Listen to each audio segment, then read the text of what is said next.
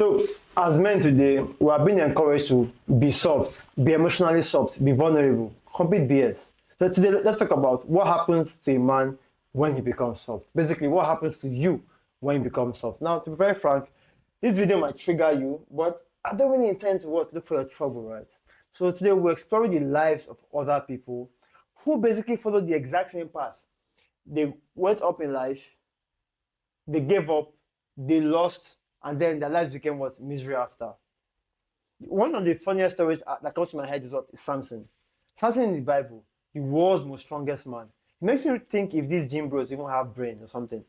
Samson, very strong. What happened? He slept off. He left his purpose, right? He became weak when the babe realized that was the source of his power. He became weak. Look at what? David in the Bible. He became weak. He met somebody's wife, right? Still, after meeting somebody's wife, what are the hiding? After meeting someone's wife, right? Still fucked up again and sends for them to kill his husband. Again, weakness. Right? Look at modern day celebrities. Mike Tyson worked very hard to get to the top of boxing. When he got to the top, what happened? He became weak. He gave up. And what happened to his career? He went down the drain. We see this thing happen so many times where men strive for success. But that voice in my head that says, you've done too much, you can rest now, is where all the problems start as a man. That voice in here that tells you, oh, we have already done enough, right? That's where everything starts. That's where the partying starts. For Mike Tyson, just partying, women, drugs and stuff. Even for who? For Michael Phelps.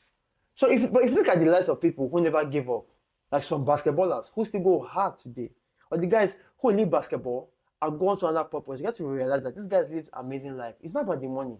It's about what they are contributing to the world. This is why every time I hear this statement of work-life balance, I really pity dudes. When dudes say, oh, I'm looking for a work-life balance, life is tough. The moment you make that statement, it means that you're already living a miserable life. Because work-life balance means you don't like the work you're doing, so you're trying to balance it with what you like, or you don't like the work you're doing because you're not found meaningful work, and you just want to give up once in a while. But the people who enjoy their work, who enjoy their purpose, who have found their life purpose, they don't do work-life balance. They don't. Reality, they don't do work-life balance. And this is what they do for a very, very long time. Now, there's the research.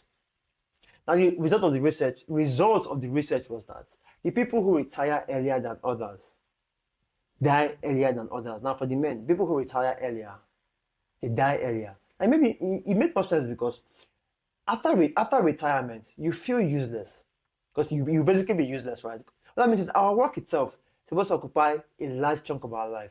So when you retire, you feel useless. You feel like there's very little you can contribute to the world. And guess what? What the fuck are you doing here?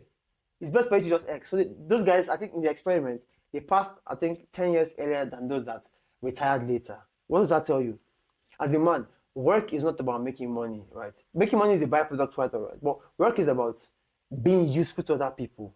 It's about doing something that you think really, really matters. And this is something that Gen Z has been looking for a while, where we're struggling to, they say Gen Z is lazy, but Gen Z is not really lazy. That Gen Z is looking for work that goes beyond the mundane, work that goes beyond the repetitive, right? And thanks to something like AI, I strongly believe that more Gen Z can work on things that are creative rather than meaningless, right? So, as a man, what should you do to make sure that this whole fate of weakness does not come upon you as a man?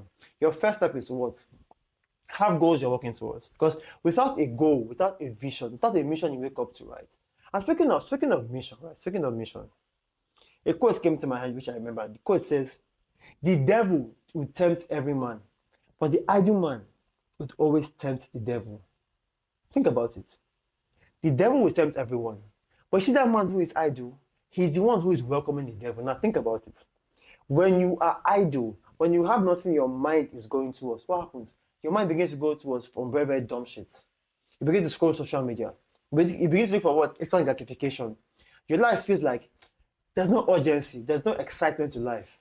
Now all of a sudden, there's no need for you to improve your life either. And that is where everything becomes what? A downhill for you. Your first step is what? Having something you're working towards, no matter what. A vision, a goal, a mission. I say a perfect example of this now is James Bond. Right?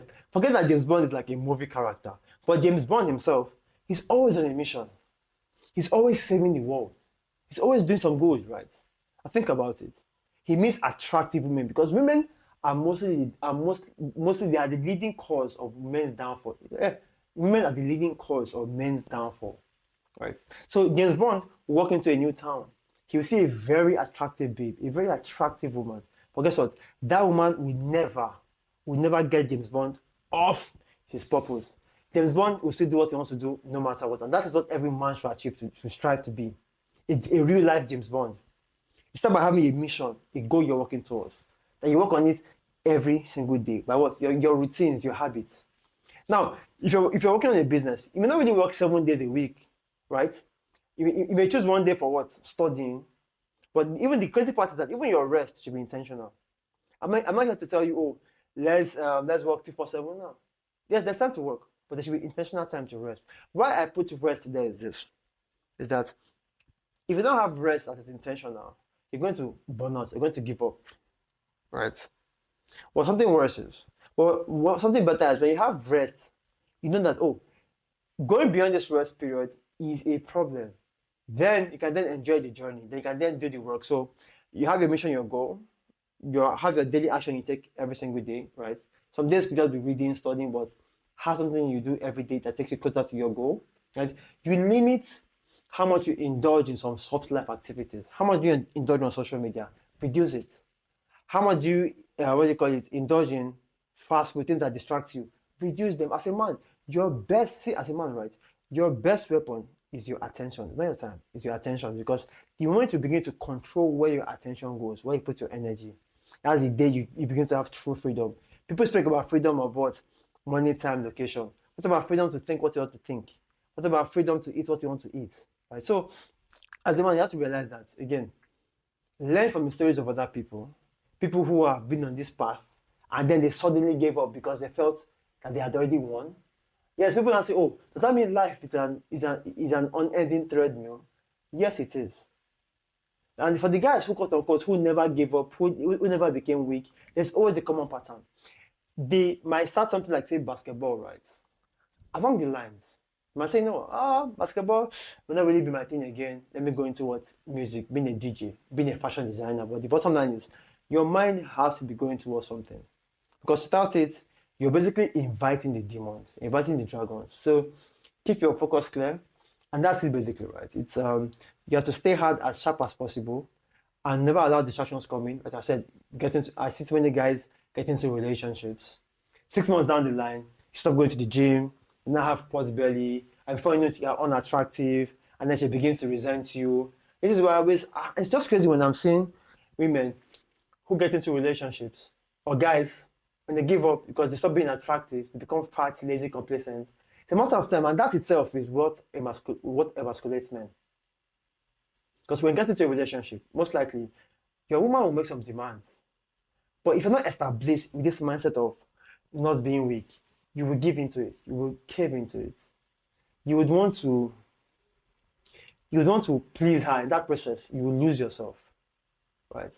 So the last part, which I think is very important, I may have forgotten in my head, is a brotherhood. See, you need a group of like-minded men to hold you accountable, right? Because if you don't have men in your life that hold you accountable, you would easily forget your goals. You would easily forget your mission, your vision. But when you're working with people and these guys are having results, not to brag, not to brag about how much they made it, but they're basically putting their results out there in the community for you to be inspired, for you to realize that you too can do it if you put in the work. If you want to join such a community, the link is in the comment description of this video right there. Right? That's the link there. If you click that link, you can join my free community. And my name is Honoré, right? If you like any of the ideas you heard in this video, I know there's someone out there, you know a particular person, deep down, you know someone comes to your mind when you're watching this video about not being weak. If someone comes to your mind, send this video to them. Let them realize that there is zero profit in being weak as a man. In short, being weak as a man, according to science, is 5 times more deadlier than smoking, right? So please share this video with them. Let's help a brother. You need to go out there and save a brother. Thank you very much. Talk to you soon and share this video. Then bye for now.